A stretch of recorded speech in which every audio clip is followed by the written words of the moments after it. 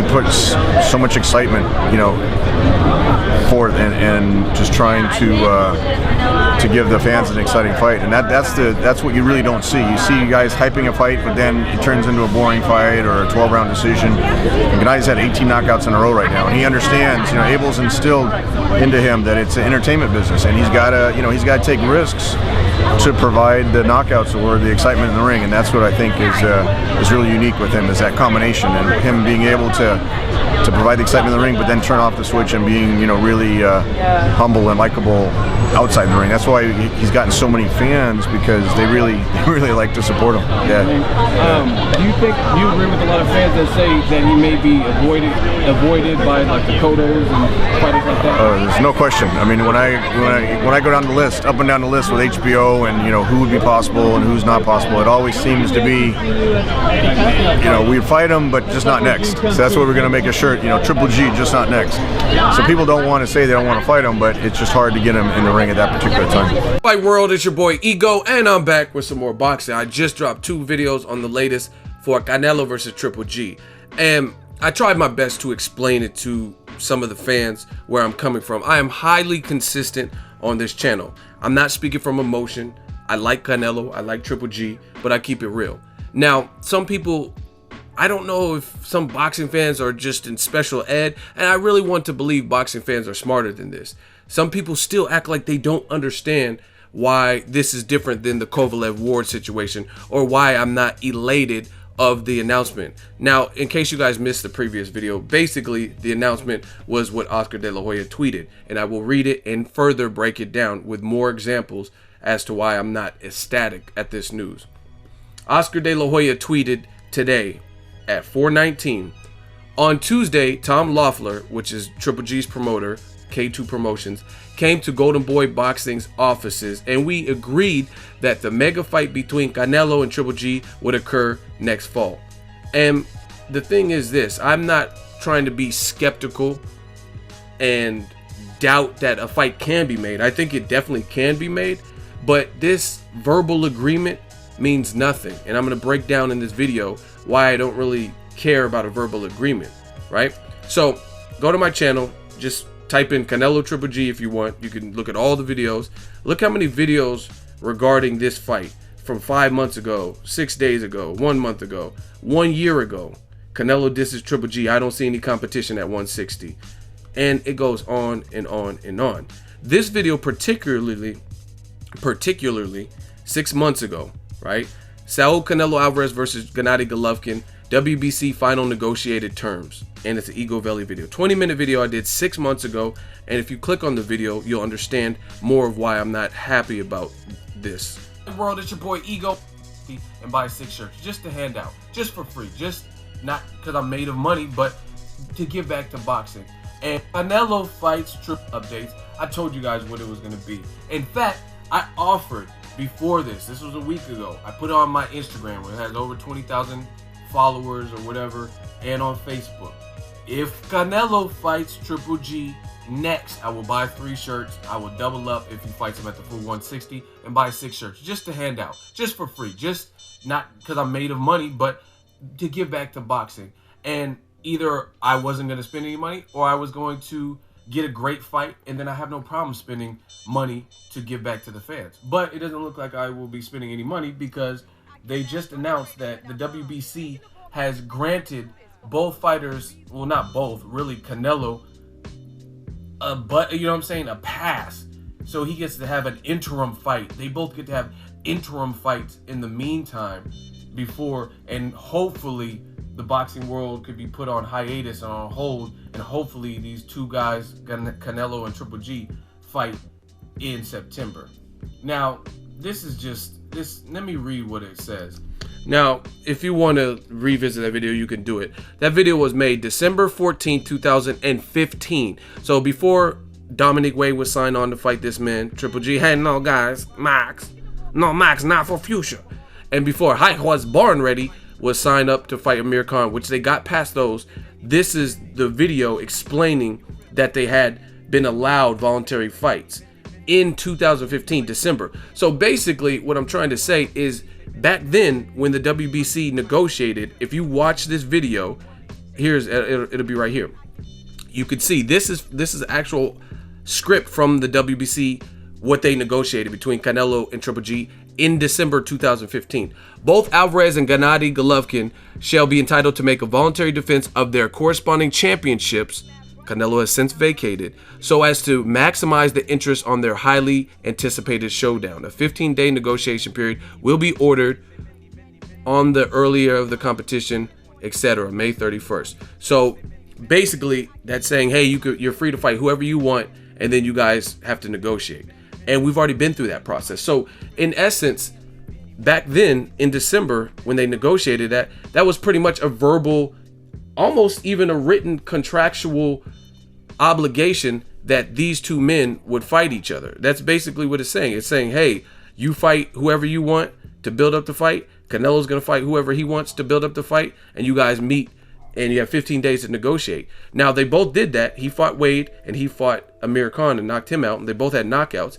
And now Canelo vacated his belt. And now they're saying, oh, go back to Oscar De La Hoya's tweet. It would occur next fall. So basically what we had before was a WBC order that they had to negotiate to make this fight in 2016. Canelo instead said, hey, I'm not going to be pressured. I got a lawsuit that I'm dealing with at the time and it's pending. So you know what? I'm dropping my belt. So to me, it's not, I mean, what is a verbal agreement that Oscar De La Hoya is talking about? How great is that? You know what I mean? A verbal agreement. You basically had a written agreement with the WBC that in order to build up the anticipation that you guys would have voluntary defenses and then fight each other. The WBC, it's a middleweight division. The middleweight division has a limit, which is 160 pounds. But the contracted weight is 155. That's a contract between the fighters. Okay, now I have to ask you this question because I get asked this when I write my articles. Are you protecting Canelo? Well, you tell me. I have to ask you the question. Do I think the WBC is protecting Canelo? No. I just need you to say it. Canelo came into the picture when he beat Cotto. So he beat Cotto inside the ring. Canelo met with Triple G. They both reached an agreement which they signed.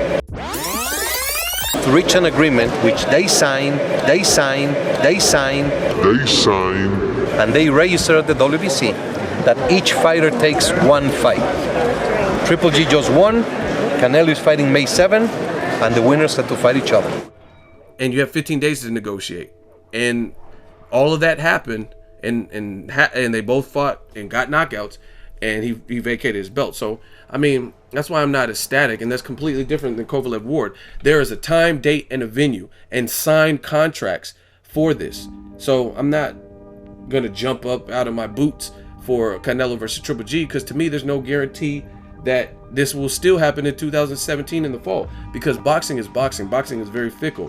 What if Triple G look vulnerable in his next fight? What if Canelo look vulnerable in his next fight? What if one of them gets hurt? What if one of them gets knocked out or knocked down? Then the luster for Canelo Triple G is completely dwindled down, basically.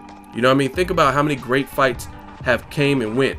Like, look at Mikey Garcia versus Yuriorkis Gamboa. No one probably even cares to see that. I mean, we'll watch it as boxing fans, but the time has passed. There was a time where Mikey Garcia was on top. He was a cash cow for Top Rank before his lawsuit, and Yuriorkis Gamboa at that time was undefeated, and that's when the fight should have happened. Now it doesn't even really matter if that fight happens, because a lot has changed since then, right? Another thing why I'm not big on verbal agreements, because even though there was a WBC contractual agreement that they had to negotiate after May 7th when he fought Khan, and he just vacated his belt, is look at it. Canelo didn't even want that type of verbal agreement. If you guys do your homework, just type in Canelo off Mayweather card. Now, to school some of you guys, Mayweather was fighting, I believe it might have been Robert Guerrero, and Canelo wanted, this was Mayweather. Mayweather did a bid in jail, got out.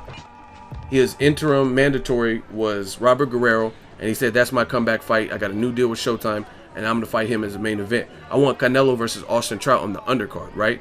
And as you can see, Yahoo Sports, Canelo opts to pass on Floyd Mayweather pay-per-view to face Austin Trout. So basically what happened in that situation, just to school and remind you guys, in the great words of Roy Jones Jr., y'all must have forgot. Canelo Alvarez had previously fought on Mayweather's undercards a couple of times. He fought Alfonso Gomez. I think that was on the Mayweather versus Victor Ortiz undercard. So this was before Canelo became his own independent kind of superstar, where he was headlining his own cards. He was kind of they were building his name on Mayweather undercards, right? And Canelo had been calling out Mayweather for years and said, hey, I'm ready, I'm young, strong, it's my time now. He was undefeated, calling out Mayweather. Mayweather signed up to fight Guerrero, right? And Mayweather said, I got to get past Guerrero. I'm not doing no business, no type of negotiations until after the Guerrero fight. What did fans say? Mayweather's ducking Canelo. He's the future. He's young. He's strong. Mayweather don't want no parts of Canelo, because at the time Canelo was again undefeated and going through Josito Lopez. Canelo's standpoint was, hey, I'm taking on an undefeated fighter in Austin Trout. If I fight him and beat him, you fight Guerrero and beat him, which they were both the favorites in those independent fights, then we meet each other. And he would not settle for a verbal agreement with Mayweather or anything else, as you guys can see. In return, he said Alvarez, he basically, this is talking about how Alvarez and Trout were going to be on the Mayweather-Guerrero undercard. In return, Alvarez wanted a written guarantee that he'd get Mayweather on September 14th. When Mayweather refused to give that, Alvarez opted to headline his own date. And as a result, instead of being on the May Robert Guerrero card, it was in the month of May, Mayweather versus Robert Guerrero in May, he fought Austin Trout a month earlier in April of that year. And he's basically said, hey, Mayweather, since you won't give me a written guarantee that if we get past our opponents, I get past Trout, right? You get past Guerrero, then we fight each other in September, Mexican Independence Day. Undefeated versus undefeated, the one, right? People said Floyd was scared. Guess what? Floyd didn't do that because he's not going to let someone like paint him into a wall and A-side him. He's like, who's this young kid? You know what I mean? Floyd didn't do that. People said he was scared, and he ended up fighting Canelo anyway in September, just like Canelo wanted. Canelo basically pouted and took himself off the card, like, oh, he doesn't want to give me a written guarantee, then he's not going to use my star power. They had to replace that bout, Trout versus Canelo. That was his own, I think, Showtime event. I think Canelo was still on Showtime at that time. That was his own independent event in April, and they replaced it with, I believe, Abnemades moved up and fought Daniel Ponce de Leon as the replacement, because they wanted to appeal to the Mexican-American demographic, since it was Cinco de Mayweather, Cinco de Mayo, that kind of thing. So my point being, just to wrap it up, in return, Alvarez wanted a written guarantee. However, why is there no written guarantee for Canelo versus Triple G? Like, hey, you beat Dominic Wade and I beat Amir Khan, here, it's in writing, right? And it's still, to this point, no written guarantee. That's why I'm not so happy, and that's why I'm not jumping up for joy, because it doesn't mean anything. I don't really do verbal agreements, and I'm highly consistent. Same thing, it's no different to me as the situation with Lomachenko and Nicholas Walters. Yeah, you could say, oh, Walters, you could do the side bet for 300,000, but I wouldn't take that short money anyway, just because Walters was coming off of a fight where most people that really love boxing and pay attention, respectable people, thought he beat that Jason Sosa guy, and they robbed him of a clear-cut victory and said it was a draw. And Lomachenko is clearly a HBO darling. They love him. So if it went the distance and it was very competitive, who do you think they're going to side with? Look at the Canelo versus Khan fight. Canelo's a huge star and revenue generator for HBO. 2 of the 3 judges in the Canelo Khan fight had it for Canelo winning, and he was clearly losing the fight up until about the 5th and 6th round, where he got the stoppage. So I don't believe in stuff like that. I don't believe in like the verbal agreements. That doesn't mean anything. And I'll close with this. Another example of a verbal agreement that doesn't mean anything is Jean Pascal had a rematch set with Kovalev, and I talked to Kovalev directly, and the question was to Sergey Kovalev.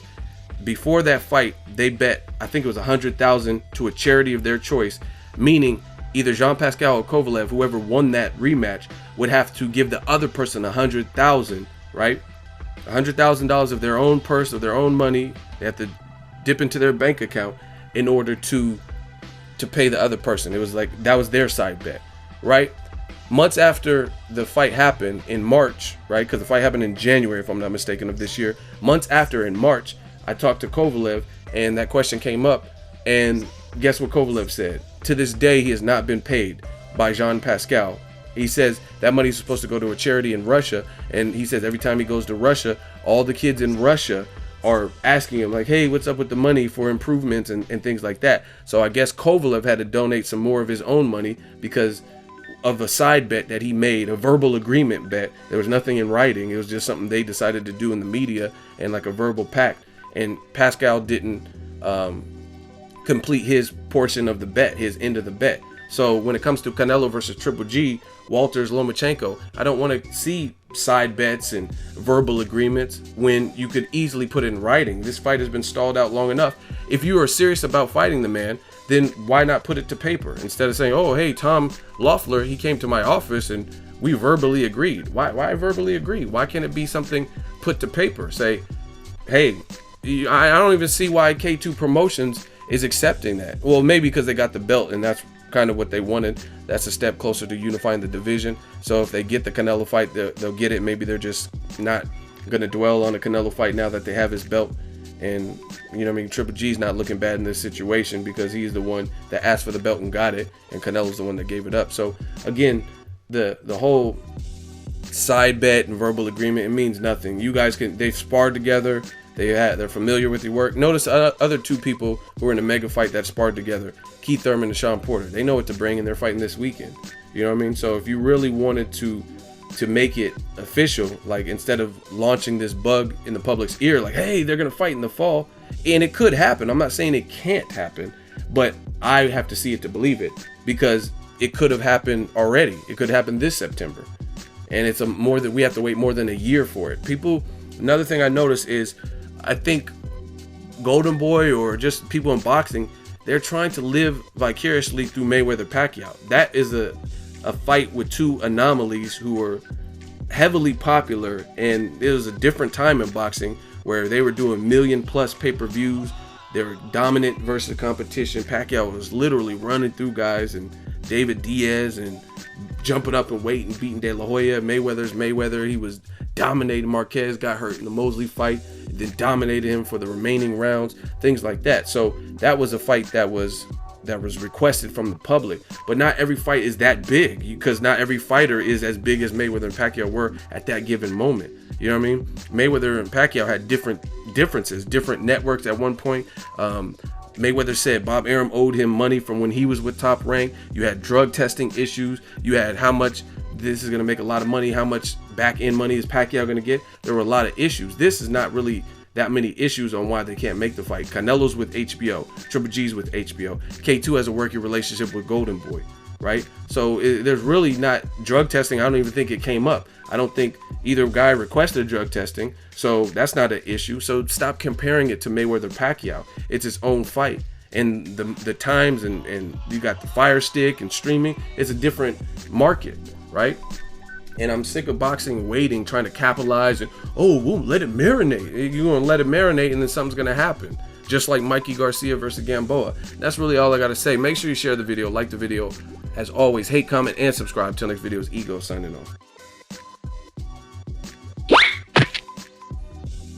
Did Jean Pascal ever pay you the bet, or what happened with that whole situation where he was supposed to pay you and everything? What happened with that? Oh no, you're opening again. It's again approved. It's again approved who is who. He said that he put the money for this bid. I approved this bid, and he's not ready to pay. Yeah, it was his idea. But he lied. He lied not to me. He lied to babies, who he's mean that who will win, and will say where to send money, right? Mm-hmm. But children's asking me, you know, children asking me, Sergey, like you be the Hopkins or you be the Pascal, like. Help us. Okay, I donate from my pocket. So you still donated the money sure. yourself? In Russia, a lot of, and right now, not very good economic situation, you know. And I'm looking for somebody who can help, you know. You don't feel it then it must be too real to touch. You'll never in your life try to knock the truth. The illest shit ever. Get ready, 'cause this is about to get heavy. Trying to keep me out, trying to censor what I say, 'cause they don't like what I'm talking about. So what's wrong with the media today? Prove I'm lying if I ain't correct. So if you enjoyed this video and want more content like this on the channel, you can show your appreciation by going to the PayPal donate button or the YouTube support button, and you can donate any amount that you feel is equivalent to the value of this video. Much more to come. Thank you guys for your support. Boxing Ego, the future of boxing.